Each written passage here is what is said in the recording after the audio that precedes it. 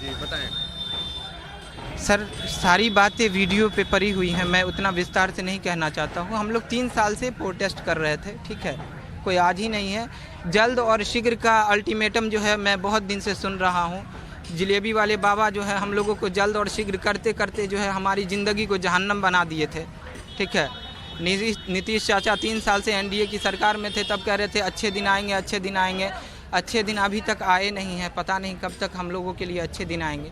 आएंगे अच्छे दिन जिस दिन हमारा युवा अपनी ताकत को समझ लेगा, अपनी यूनिटी को समझ लेगा, अपने आप को समझेगा कि मैं एक देशवासी हूँ। भारतीय का कोई धर्म नहीं होता है, भारतीय सिर्फ होता है, इंसानियत होता है, हुब्बुल वतनी होता है। तो इंशाअल्लाह मैं ये उम्मीद करता हूँ कि मेरा भी भारत और मेरा भी देश जो है विश्व में विश्वगुरु बनने के लायक होगा, जब तक उसे इल्म से पीछा रखा जाएगा, है ना। हमारे नबी ने कहा तलबुल इल्म फ़रीज़तुन अला कुल्लि मुस्लिम व मुस्लिमा, इल्म का तलब करना हर मुसलमान मर्द और औरत पे फ़र्ज़ है। वो हमें इल्म से इसलिए पीछे रख रहे हैं क्योंकि हम उससे सवाल ना करें। सबसे पहला बात ये, इल्म से पीछे रहेंगे तब ना सवाल नहीं करें। आज मैंने जो सवाल किया है इसलिए कि मेरा जो कम्युनिटी है, मैं आपको दावत देता हूँ मेरे घर पर आइए, क्योंकि मेरी जो कम्युनिटी है उसमें कोई नहीं पढ़ता। मैंने इल्म हासिल किया, मेरे माँ बाप फ्रस्ट्रेशन में चले गए, मेरे भाई, मैं अपने भाईजान, मेरे अब्दुल हफीज़ मेरे भाईजान हुए, जिन्होंने मुझे 10 साल हो गया उनकी शादी को माँ बाप की तरह पाला पोसा। मेरे वालिद साहब काम करने के लायक नहीं, ठीक है, वो विदेश में रहते हैं। बहन एक थी, उसकी शादी की, पैसे के चलते वो नहीं आ पाए यहाँ।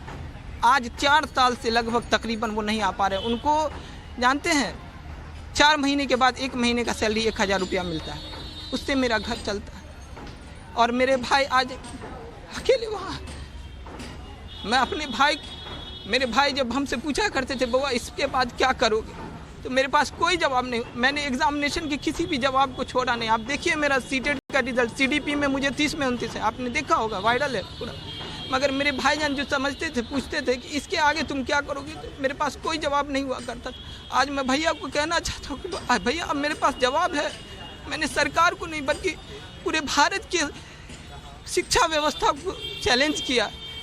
धन्यवाद, मैं माफ़ी चाहता हूँ आप। अनीश एक और बात बताएं कि कल जब आपके साथ सब कुछ हुआ उसके बाद उप मुख्यमंत्री तेजस्वी यादव नहीं, कोई नहीं, एक कॉन्फ्रेंस की और कहा कि काफी दिनों से वो सीटेट अभ्यर्थियों से जुड़े हुए हैं, उनकी समस्याओं को जान रहे हैं। समस्या को जान रहे तो बहाली करने में, उनको नोटिफिकेशन जारी करने में क्या समस्या को जान रहे तो कहते हैं समझने में भी टाइम लगेगा। जब जान रहे हैं तो क्या टाइम किस लिए लग रहा है, ये ना मैं उनसे पूछ रहा क्या वाई टाइम, हमको टाइम क्यों मैं दूं भाई।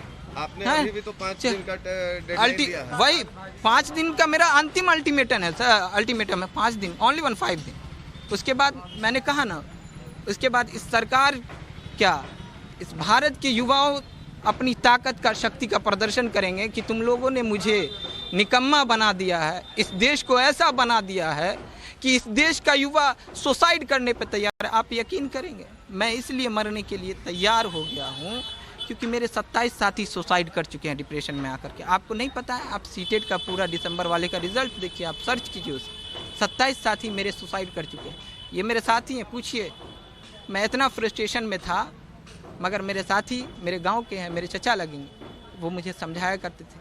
मेरे जो भी साथी थे वो शिक्षक कुछ है और कुछ अभी बनने के लिए तैयार है, मैं उन्हीं के लिए। अरे हम मर जाएंगे तो क्या हो गया, 1,30,000 को अगर नौकरी मिल जाएगी तो न जाने भारत के कितने लोगों का कल्याण हो जाएगा। हम शहीद होने के लिए एकदम तैयार है। अब वो गोली चलावे, अरे तुम्हारी तलवारों से अब हम नहीं रुकेंगे, तुम्हारी बौछारों से अब हम नहीं रुकेंगे। शुक्रिया। अरे नहीं कोई, अरे तेजस्वी बाबू हो या नीतीश कुमार हो, एक बार दादरसी करने के लिए कभी नहीं आए, कभी एक कॉल नहीं किया। ये ऐसा देश का शासक, वो अपने आप को शासक, तानाशाही शासक समझते हैं, बल्कि शासक जो है ना वो सेवक होता है, वो तानाशाह नहीं होता। अगर आप सेवक हैं, सही में अपने आप को सेवक समझते हैं, तो आप आइए मेरे घर पे। मैं नीतीश कुमार को, तेजस्वी बाबू को, सबको मैं दावत देता हूँ, मेरे घर पे आइए। आप मेरे घर के हालात को देखिए और मेरे बिहार के जो भी गांव में रहने वाले युवक हैं उनके हालात को देखिए कि पढ़े लिखे बेरोजगार किस तरह अपनी ज़िंदगी को यापन करते हैं। मैं दावत देता हूं, अगर आपके अंदर थोड़ी सी भी इंसानियत बची होगी, थोड़ा सा भी जेपी का अगर अंश होगा आपके अंदर, तो आप मेरे घर पे ज़रूर आएंगे, नीतीश बाबू और तेजस्वी बाबू, मैं दावत देता हूं आप।